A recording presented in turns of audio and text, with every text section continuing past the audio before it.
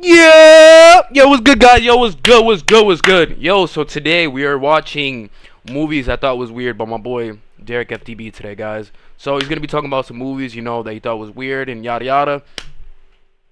Let's get straight into it, boys. As may know, for every few good movies, there's I ain't gonna lie, gang. a connoisseur than when I was younger. Movies are. Yo, this right here, gang. Yo, these wieners, bro. Yo, this shit scarred me as a kid, bro. You telling me that son's just chopping up dogs and shit, and then, yo, bro, I know it's like an animation movie and shit, but the way that dude was talking and shit was crazy, gang. And then they had sex at the end with hot dog buns. You got a taco and. That's something that I've come to love as I've gotten older. I wasn't one to sit down and watch many of them when I was younger, but nowadays I like to consider myself a moviegoer, a connoisseur. However, as you guys may know, for every few good movies, there's always. However, as you guys may know, for every few good movies. This is amazing. This is amazing. Yo, this came out on my birthday like a few years ago, gang. Like, I ain't gonna cap, but they need to bring this shit back. Like, it's been a hot minute. Scary movie, yo. I love this dude right here. Love the brothers, yo. These guys is tight. Yo, I actually saw Jaden Smith like a few days ago, bro. I ain't gonna cap. Like, I was downtown with somebody, and then, me and her, we was just getting food and shit, and we walking down. Yo, I saw Jaden Smith pulled out in a Cadillac, and she was like, "You wanna take a picture?" And we took flickies and shit, but side quest. But let's keep it going, guys. There's always the weird one. That movie that either leaves you so uncomfortable or so confused or so I don't know what to feel. So today I'll be going over some of the movies I thought and even some of y'all thought were super weird. Like, one weird movie that immediately comes to mind is Zootopia. Now this one may be a surprise to y'all because it's such a popular. Yo, I ain't gonna lie, the movie was fire. The movie was fire, bro. I ain't gonna cap. Like, I got that shit on DVD. Like, I ain't gonna cap.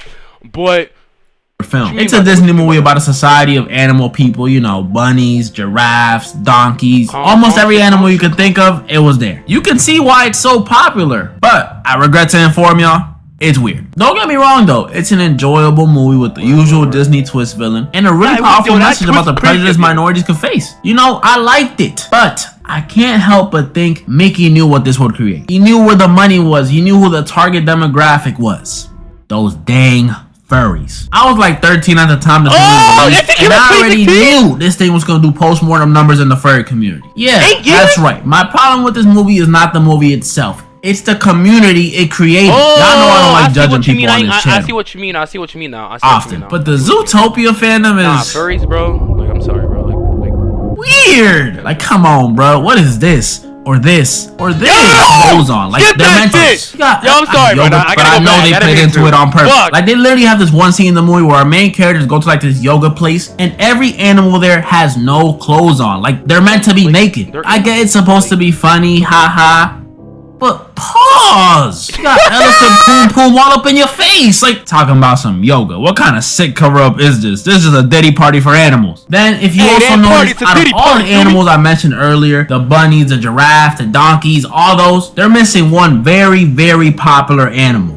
That's right, monkeys. There's no form of monkeys in Zootopia at all. No apes, no chimps, no baboons, nothing. The creator says because they want to stay as far away from humans as possible and primates are too close to humans and blah blah blah. That's obviously a lie. Bad excuse. I ain't even come from a monkey. My mom is clearly human, okay? The reason they actually excluded them is because no furries dress up as monkeys. They're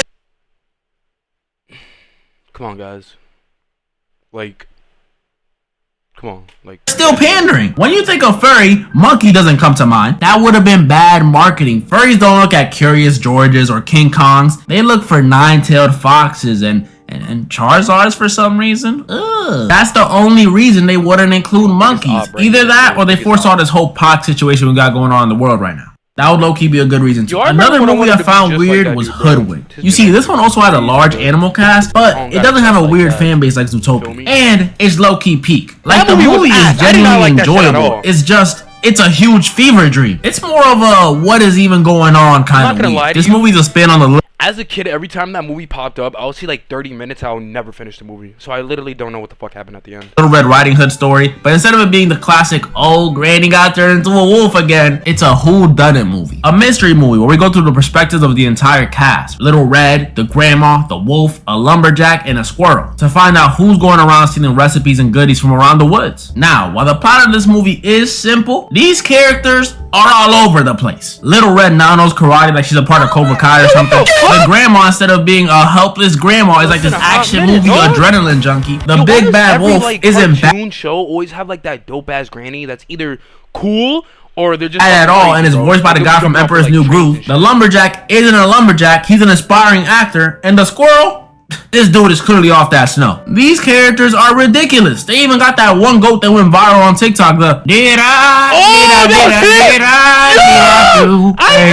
Thank you. Another thing for me was this movie's animation, because it's like really bad. Like sometimes it's hilariously bad, but other times it was just scary. This movie also reminded me of how silly the original Red Riding Hood story is, because if you can mistake your grandma for an 180-pound wolf, then that says something about your granny. I'm sorry. Take her to a Brazilian wax place or something, because that's gross. But those are the more silly animated movies. That's not the ones that are hard to watch. Like a movie like The Human Centipede. Nah, I never seen that before. I don't think I have to explain why this one was so disturbing. I mean, the title pretty much tells you a crazy scientist wanted to make a human centipede for some reason, so he made a human centipede for some reason. If you want to know more about how it works, just watch that South Park episode. I'm not even gonna recommend it. Yo, that episode was crazy, gang. That like 4 people tied up eating their asses, bro. Oh my god. I think dude was I think that was like the iPad episode, Apple, and then they had to sign like the terms and agreements and need to read it and shit. Nah, that shit was weird, dog. I ain't gonna cap. Like these shows. Another one of those hard to watch ones is Midsummer, and I'm saying it now. If you're a kid, please avoid this movie, and if you're an adult, definitely avoid this movie. Unless you go through some form of mind strengthening training, just don't watch it. This movie is the definition of uncomfortable. It touches upon and shows a bunch of stuff that could get this video the age restriction of death. So you two, please chill. This movie's about this girl named Danny and her boyfriend who are not in the happiest of relationships, I'll say. They're a little toxic, and the boyfriend might not love her anymore. And after Danny goes through her very own Sasuke Uchiha origin story, like, it was bad. Her boyfriend is... You know, she got her back blown out. You know, I'm gonna kill everybody. Some friends go up to Sweden for this super rare once in a blue moon midsummer festival. And when they get there, that's when stuff gets weird. The people in this village are pretty much a cult with these weird practices like euthanizing their elders, making some strong Bloody Marys, I'll say, taking hallucinogens, and debatably, the worst one, human sacrifices. Surprise! This cult is a murderous one. And these dudes do not play. Like, they killed one dude for trying to take a picture of their sacred text, which is like, might be a little understandable, but kill him? Then they murked the couple that came with them for just trying to leave. They drowned the girlfriend and performed the blood eagle on the boyfriend. I don't know if y'all know what the blood eagle is, but it's bad. Then they killed one dude for peeing on a tree. Like, come on, bruh. He's giving back to nature. These cult people are evil. They're sick. Like, what's going on, PewDiePie? I thought Swedish people were chill. And that wasn't even the worst of it yet. The worst of it was the ending of the movie. So after all their friends got brutally packed up, all that's left is Danny and her boyfriend, who are both mentally shattered at this point. If it's not from all them drugs, it's from those strong drinks. And after Danny witnesses what looks like her boyfriend cheating on her, and I say looks like because I assure you that is not what was happening at all. The village people crown her the queen of the Midsummer Festival. She gets a choice to sacrifice her now paralyzed cheater boyfriend, and yes, they did paralyze him, or a random sweet old innocent villager. And obviously, she chooses the boyfriend. This scene is just so messed up because it's like, okay, he's not the best person, but if you know the context of what Danny saw happen in that room, this is just a huge misunderstanding. The dude did not cheat on her. It was more like he was being forced to cheat, if you get what I'm saying. Then after Danny's decision, they burn all the sacrifices in this like triangle building. All the Swedish people start screaming and dancing, and Danny smiles, finally feeling content. Content in quotations because she pretty much lost her mind. When you finish this movie, it's just like, what did I just watch? Then you realize this movie was made by the same dude who made Hereditary and The Strange Thing About the Johnsons. And if you've never seen that film, now that That's a weird film. But although Midsummer scarred me, there is one movie that scarred me even worse. One movie that I watched around the same time as Zootopia, and it's another animated movie. Sausage Party. Yo, I ain't gonna lie, yo, back in the days, yo, when this shit really came out, dog, I wasn't allowed to watch it type shit, so I had to wait like a few years and shit, and then I saw it. But dog, that sex scene at the end, I know I was talking about it in the beginning because, you know, he bring the intro. That shit was crazy, dog. Like, seeing that as, like, yo, just, like, animated characters doing, like, a gangbang, like, of food? Of food is not crazy, but, you know, it was kind of funny, but the weirdest part was the juice part, bro. That shit was crazy, dog. Nah. I'm sure some of y'all remember this one, and if you don't... Nah, I'm gonna show you guys right now. What the fuck? Yo, I'm so sorry about that, guys. Party, juice, box scene. This shit was crazy, dog. No, I'm gonna show you guys for like. You got nothing to score. Nah, wait. I'm gonna show y'all right now. I got no. Oh. This shit. What's up, little this juicy was box? crazy, dog. You're leaking too, eh, bro? And right out of your fucking dingle. Fucking sucks, right? Dying. So cold. Oh. Uh-oh. Light bulb. Yes? No, not fucking you, dummy. Think I might be forming some beginnings of what could be the flower that blossoms into an idea. Bro, this shit was crazy! Yo, see this shit when you young was beastie, dog! You fucking like that? Fucking like, yo! I'm juicing up! Like, yo, this shit is crazy! I don't know how y'all made this idea, but that was crazy. But let's get back to the video, though. Good. Don't remember. It's about these sentient food and grocery store items who see us humans as gods. Stop it, bro. Even Celtics fans go grocery shopping from time to time, and those are the least godly things on earth. And after a group of them find out what humans really be doing with our food, they start trying to warn the other items. And this movie is like the dark Toy Story for foods, because we really see how messed up stuff looks from their perspective. Like, they had this whole scene that looked like Omaha Beach on D-Day with grapes, Oreos, PB&J all getting brutally murked, and it looks super intense and super scary and super sad, when in reality it was just a cleanup on aisle 5. But this movie really did have me feeling bad for my food. Like, if I had known my salami and plantains were really going through it like that, then I wouldn't have...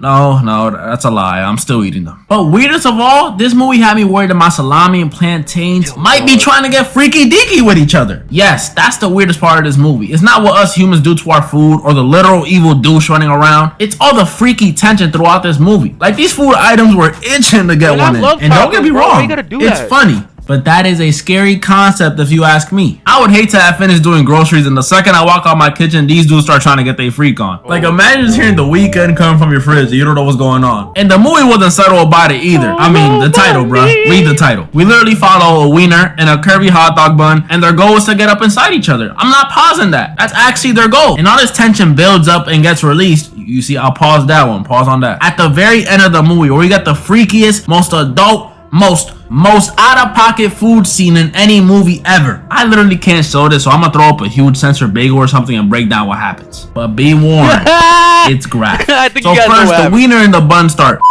all over the top shelf in front of everyone, and then out of nowhere, the taco comes in with her leg and so then the other foods are like, damn, I want to be left out. So then they all start at an obtuse angle, and then they.